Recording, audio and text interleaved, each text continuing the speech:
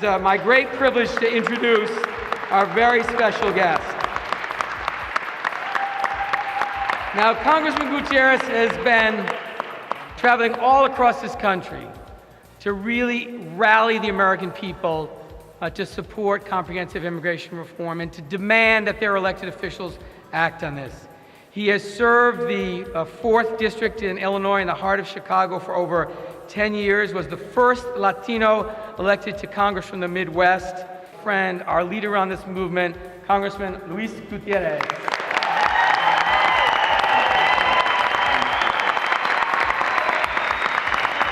Thank you. Gracias. Thank you. Gracias. Thank you. Gracias.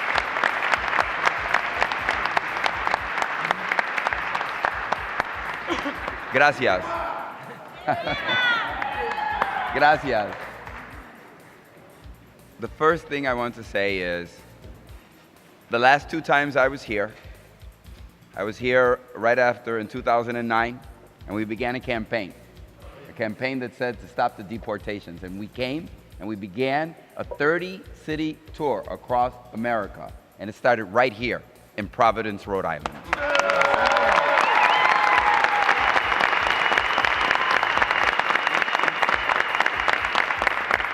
Everybody say, why Providence, Rhode Island? I said, why not? The church was filled as it was today. I came back 2 years later when there was a Republican majority. And then we continue to insist keeping families together should be a priority as we fight for comprehensive immigration reform. I still remember Maribel and John, I still remember the witnesses that came forth at the second time I was here. I remember American citizens having their husbands deported. I remember American citizen children having their parents deported. I came back to Providence once, I came back to Providence twice. I just want to tell you, after the second visit, what did the President of the United States do? He finally picked up the pen and did what the people of Providence said he should do and used his executive authority, and there are nearly 600,000 dreamers that are free from deportation today because you raised your voices.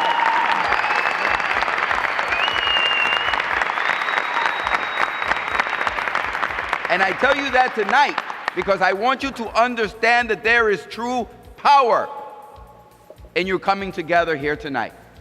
Now, there is a little something different. I was invited once by this community. I was invited twice. And this time something a little different happened. Just to show you the kinds of gains and transformation that is going on in the immigration debate and discussion here in this country. You have invited me once, you have invited me twice. This time, a new member of the House Judiciary Committee, where this will be debated and defined.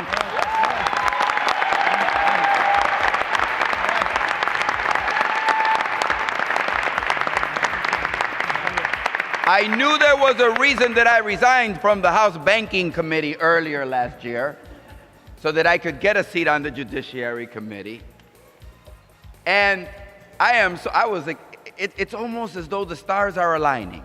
I'm coming to Providence, Rhode Island, and Congressman Cicilline gets a seat, elected to a seat by his Democratic colleagues, a seat on the House Judiciary Committee. I think that's very important and very telling. See, I actually don't believe in coincidences. I think things happen for a reason. And your congressman came to me. Your congressman came to me and he said, Luis, will you come and visit with me in Providence, Rhode Island? He is a fighter for immigrants. He is a fighter for justice, and I am proud to stand with him here in Providence, Rhode Island tonight.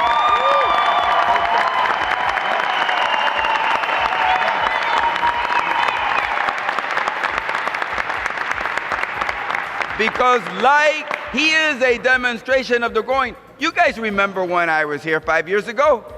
We couldn't get half the Democrats to sign on to comprehensive immigration reform. And while the deportations were going on at 1,000 2 million in the last 5 years. 2 millones de personas deportadas. Hoy se van a deportar 1,100. Ayer se deportaron 1,100. Pero ¿sabe algo? ¿Sabe por qué se van a parar las deportaciones? Porque ustedes tienen un congresista que tiene los pantalones bien puestos y está dispuesto a defender a su comunidad. And that's what we need. We need more Congress people like Congressman Cicilline so we can win. Y eso para mí es claro. So I'm excited and delighted to be here tonight for many reasons. But one of them is because when we go back after this recess, we'll be in our districts. I'll be traveling around the country. He'll be coming back from his district. We're going to get back to the House Judiciary Committee and we're going to get the work done. Now, I want to say to Maribel, in August, DACA may technically expire, but I assure you that the President of the United States is going to reauthorize DACA, and as long as he's President of the United States, and as long as there are people like him in the White House, we will continue to put you in a safe and protected place. Así que, Maribel, tú y los cientos de miles de soñadores que hoy están siendo protegidos, ustedes no van a ir a ningún sitio que no sea a la escuela, a la comunidad. Ustedes se van a quedar aquí con nosotros porque nosotros los vamos a defender hasta las últimas consecuencias. Y eso yo no lo digo sin exageración. We will not give back anything that we have accomplished. And now we need to understand. So I came, this is the third time. And I was with Congressman Cicilline's wonderful lady, picked me up at the airport. And what was the first thing I did? Well, I called Zoraida. And I want to say something particular to the Latino community. A few things here tonight, but one thing particular. I had a wonderful experience in evaluating my own life. And as I evaluated my own life, I came to a keen understanding. Porque mucha gente me pregunta, pero si tú eres puertorriqueño, ¿por qué? Si tú eres ciudadano, ¿por qué? Si tú y los tuyos han sido ciudadanos desde el principio, ¿por qué? Porque mi mamá y mi papá y millones de puertorriqueños huyeron de la isla de Puerto Rico como migrantes de este país buscando un mejor porvenir y no había nadie que levantara su voz en su defensa. Pero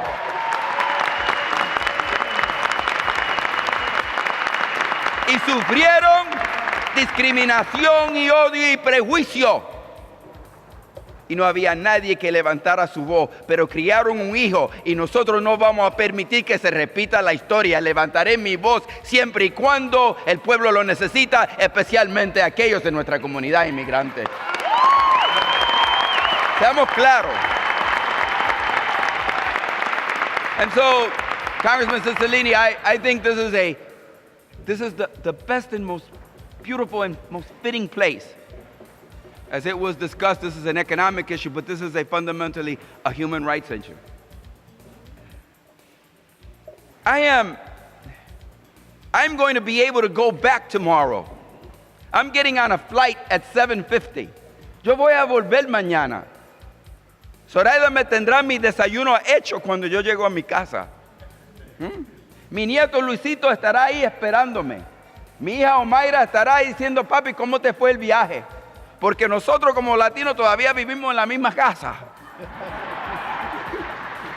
Sí, aunque yo sea congresista, vivimos en la misma casa. Ahí está mi yerno, ahí están toda mi familia cuando yo llego mañana. Pero ¿sabe lo triste? Que van a haber 1,100 personas que entre esta noche y mañana van a ser separadas de sus familias porque nuestro sistema de inmigración está roto. Y yo y ustedes no podemos descansar hasta que toda persona que se va de su hogar a buscar y hacer su trabajo tiene la seguridad de cuando regrese va a regresar a su familia, a sus hijos y sus nietos. And that guarantee does not exist in our country.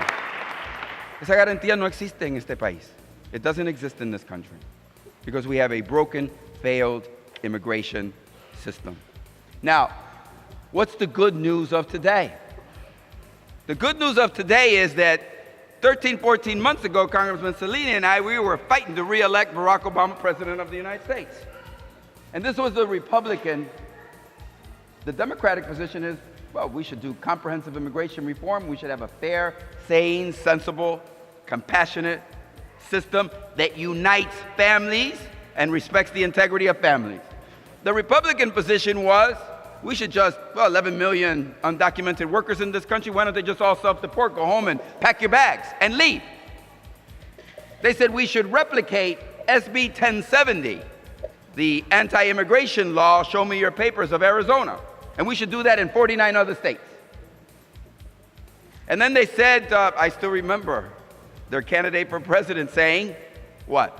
If you present me the DREAM Act as President of the United States, he said he would veto it. Well, in the last couple of weeks, things have changed, haven't they, Congressman Cicilline? The Republican majority in the House of Representatives is ready to unveil their new principles on immigration. They are talking about legalization of the undocumented. They are no longer talking about that people have to pack up their bags and leave. And I can tell you something, I have discussed this with many of my Republican friends and colleagues. They are clear that there is a pathway for dreamers to citizenship that is clear and immediate. I am excited about the moment in which we live for justice for our immigrant community. And I would suggest that if you think you have nothing to do because you have a Senator Reid that is working, because you have a Congressman Cicilline that is working and on your side, I say that you are wrong. Pick up the phone, get on the internet, write a letter, tell John Boehner, stand by the principles that you enunciate and work with Democrats to bring about comprehensive immigration reform in the House of Representatives.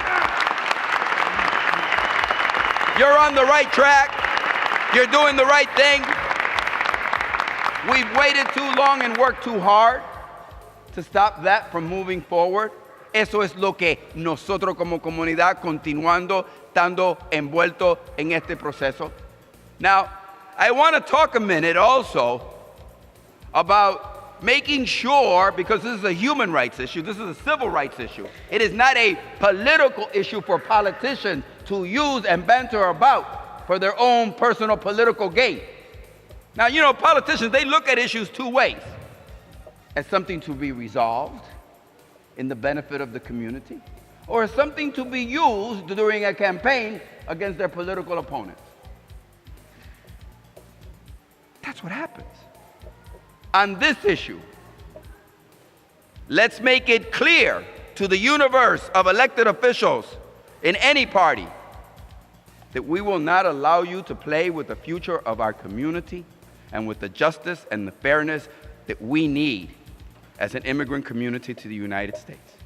Now, as long as we frame this debate and this discussion in terms of citizenship for everybody or justice for no one, we will fail.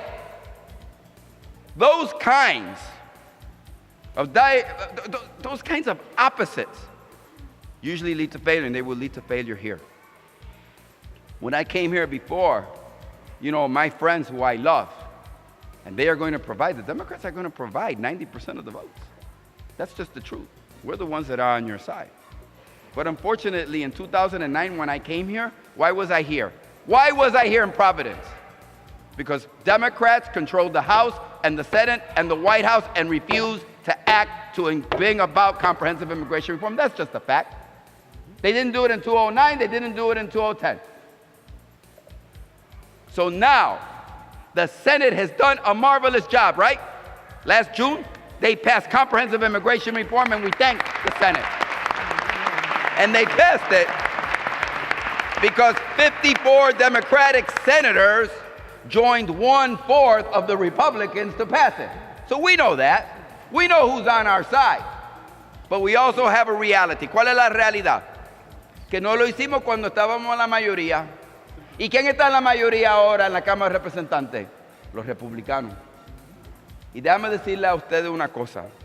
Esa joven Maribel, yo primero le voy a preguntar a sus padres si a ella le permiten a ella un camino a la ciudadanía y la legalización a sus padres para que un día ella pueda luchar para que ellos sean ciudadanos. Hay que preguntarle a sus padres si eso es suficiente. si eso es suficiente. Si permiten millones alcanzar la ciudadanía y todos alcanzar la legalidad aquí en este país para que un día podamos conseguir la ciudadanía para todos, es suficiente. Porque déjame decirle a ustedes, desde que el Senado aprobó ese proyecto de ley, el gobierno federal, dirigido por un demócrata, ha deportado 100,000 inmigrantes de este país. 100,000, desde junio para acá. La situación es intolerante en nuestra comunidad y ustedes lo saben, you know it. Someone died in the desert trying to cross back to America, not to find a job, but to return to their family today. We can't protect the women in the armed forces of the United States. Thousands of cases of sexual abuse and exploitation in the armed forces of the United States. And what do you think is happening to the millions of undocumented women in this country? Worse. We know that every day in America, what's happening? More and more workers go to work safe. Few of them are dying, few of them are hurt. But when you extrapolate Latinos and immigrants, more are dying and more are getting more. Because unscrupulous employers are using them. And they're exploiting them. Hay gente que están perdiendo dedo y mano y ojo y vida todos los días porque nuestro sistema está roto. Hay mujeres que están siendo ultrajadas porque nuestro sistema está roto. Hay gente que muere en el desierto porque nuestro sistema está roto. Hay niños por cientos de miles llorando con su corazón partido y roto porque nuestro sistema de inmigración está roto. El camino hacia el futuro tiene que ser un camino que permite la ciudadanía para millones y la legalización para todos los demás, porque el día siguiente, cuando el presidente firme esa legislación, yo le prometo a ustedes que yo regresaré a Providence, Rhode Island para conseguir la ciudadanía a los demás. We didn't wake up. Mire, la lucha es larga y ardua.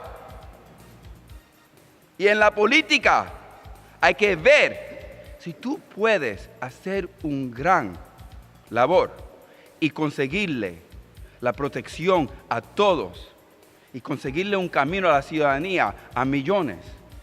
Tú tienes que sentarte en la mesa a negociar, porque ¿sabe lo que me dicen la gente? Y mira a ver si ustedes están de acuerdo. I'm going to see, maybe I'm wrong, but let's see what you think here tonight. And I'd love to hear from you as we leave. You know what people tell me? Búscame mis papeles. Búscame mis papeles. A mí me gusta todo eso de la ciudadanía, Luis Gutierrez, pero como padre yo quiero criar a esos hijos, yo quiero ser un buen padre. Y si a mí me deportan, yo tengo que dejar huérfano a mis hijas y viuda a mi esposa. Búscame mis papeles. Y yo les digo a ustedes, los demócratas y los republicanos y el Congreso tienen que negociar en buena fe a buscarle los papeles a los indocumentados para que puedan ser libres de la deportación aquí en este país. Libres de la deportación. And I say that only in this spirit. We will negotiate. It is a good day when you can take people who 14 months ago said, just leave, pack, and leave, self-deport, and today are ready to negotiate. And I'm going back with Congressman Cellini to negotiate, to talk. We're going to talk and we're going to negotiate with principle. We're going to talk and we're going to negotiate with principle, pero siempre en nuestra mente que yo voy a estar pensando. I'm going to think about my visit to Providence, Rhode Island, and I'm going to think of one thing, that while I was here with you, I was thinking about what? That I get to go home tomorrow to Zoraida. I get to go home tomorrow to Luisito, my nieto. I get to go home tomorrow to my hija, Omaira. And we have to think, and we have to think, and we have to negotiate. Not what is politically advantageous for the party, and not simply pointing a finger of blame to the other party and exploiting the issue, but how it is we bring about justice. So that's why I was excited about coming here tonight. Because Congressman Cicilline knows about justice and fairness. He knows about discrimination and prejudice and bigotry. He knows about those things. And what happened? The members, Democratic members and the leadership of the House of Representatives said he needs to go to the Judiciary Committee at this very important moment, at this very critical moment. So I tell you, the stars are aligning. People asked me, 5 years ago, why start in Providence, Rhode Island? Maybe so that 5 years later we could come here and celebrate with Congressman Cellini.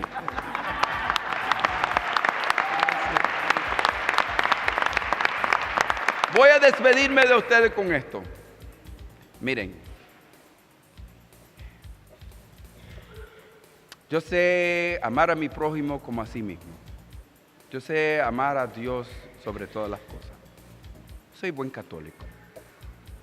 Pero ¿sabe algo? Cuando yo me recuerdo que en los sacramentos de la Iglesia Católica, ¿verdad?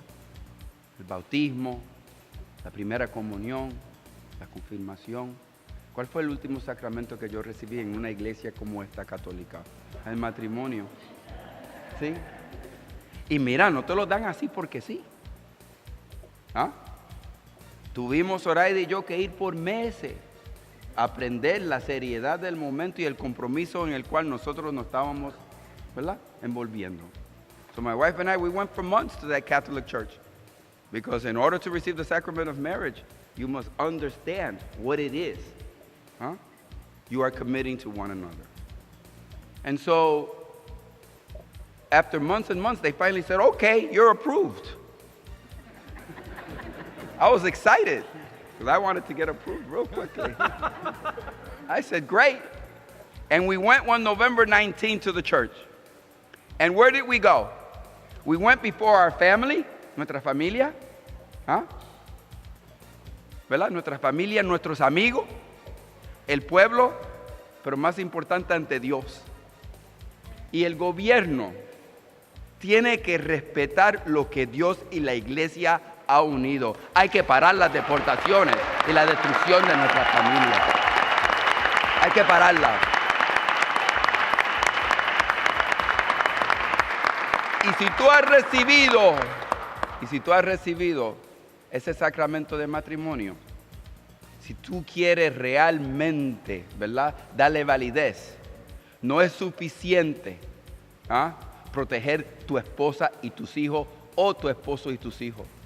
Si tú verdaderamente crees en ese sacramento, entonces tú tienes que proteger todos los demás que viven como esposo y familia. Hay que proteger nuestra familia. Gracias, Congressman Cellini, por inviting me. Y gracias, Providence, Rhode Island, por tenerme aquí esta noche. Gracias.